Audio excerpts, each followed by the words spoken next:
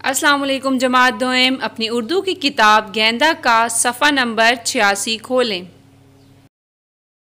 सफ़ा नंबर 86 शुरू करने से पहले दाएं जानिब आज की तारीख और बाएं जानिब आज का दिन लिख लें।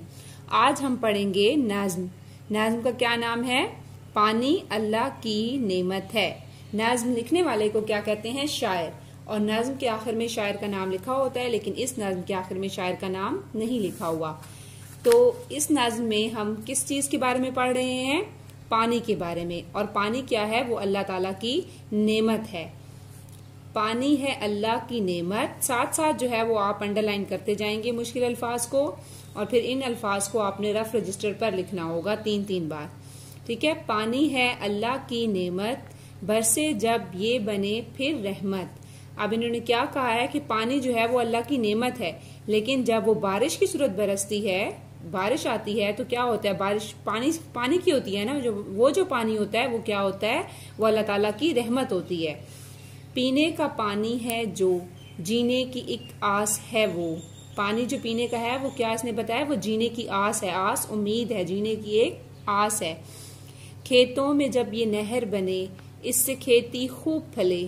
साथ में अंडरलाइन करते हैं, जीने, खेतों, नहर,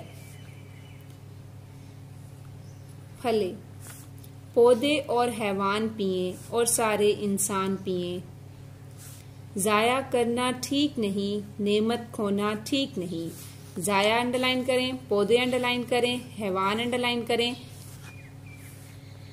आओ इसका ख्याल रखें, मिल के हिफाजत इसकी करें। ये छोटी सी नज़म जो है वो किस पर है?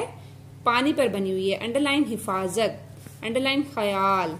ठीक, ये छोटी सी नज़म पानी पर बनी हुई है, और इसमें हमें ये बताया गया है कि पानी जो है वो अल्लाह ताला की नेमत है, और जब बारिश की सूरत में बरसता है तो फिर वो अल्लाह ताला की रहमत है। और हर लिहाज से हमें पानी की ज़रूरत है। खाने पीने, कपड़े धोने, बर्तन धोने, मुख्तलिफ कामों में हम पानी का इस्तेमाल करते हैं। इसलिए पानी जो है वो हमारी एक बहुत बड़ी ज़रूरत है। इसलिए इन्होंने क्या कहा है कि हमें हर तरीके से पानी को ज़ाया होने से बचाना है और इसका ख्याल रखना है। ठीक है। अब नेक्स्ट पेज पर आ जाएं। यहाँ पर हम MCQs करेंगे। पढ़िए और रंग भरिए। दुरुस्त जवाब के दायरे में रंग भरिए और खाली जगह में लिखिए। नहर के पानी से खेती खूब डैश होती है। क्या होती है? ज़ाया, अच्छी, खराब, सूखती। नहर के पानी से जो खेती है वो क्या होती है? अच्छी होती है। आपने खाली जगह में अच्छी लिखना है और इसको आपने फिल कर देना है। ठीक है। उसके बाद है पानी डैश करना ठीक नहीं। पानी जमा करना, ज़ाया करना, इस्तेमाल करना, किताब करना। तो क्या होगा? ज़ाया करना। ब्लैंक में आपने लिखना है ज़ाया, खाली जगह में आपने खुद लिखना है। ठीक है। और यहाँ पे आपने इस तरह से फिल कर देना है, और पेंसिल को बहुत रगड़ के फिल नहीं करना। इंसान, हैवान और डैश सबको पानी चाहिए। पौधे, टीवी, बर्तन, कागज। किसको चाहिए पानी? और जी, पौधे।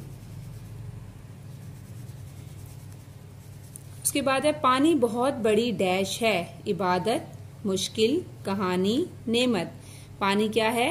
नेमत। और मैंने क्या बताया? बारिश की सूरत में वो क्या है?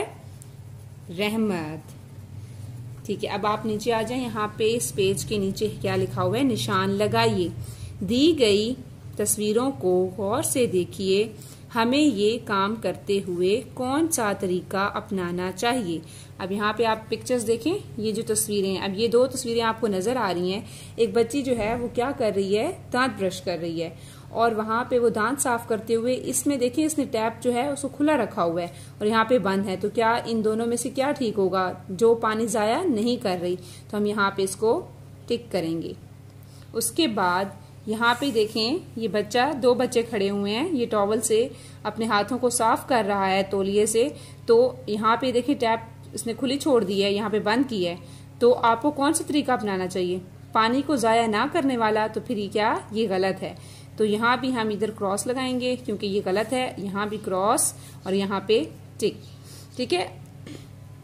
आपका आज का इतना ही काम था, और आपने जो है इसकी पढ़ाई अच्छी तरह से करनी है। और ये जो अल्फाज मैंने अंडरलाइन आपको करवाए हैं, इनको आपने रफ रजिस्टर पर लाजमी लिखना है। हर लफ्ज को आपने 3 बार लिखना है, और इसका आपने घर में जुबानी टेस्ट देना है इमला का। ठीक है। ये इमला के अल्फाज हैं। आपका आज का इतना ही काम था। Thank you so much. Allah Hafiz.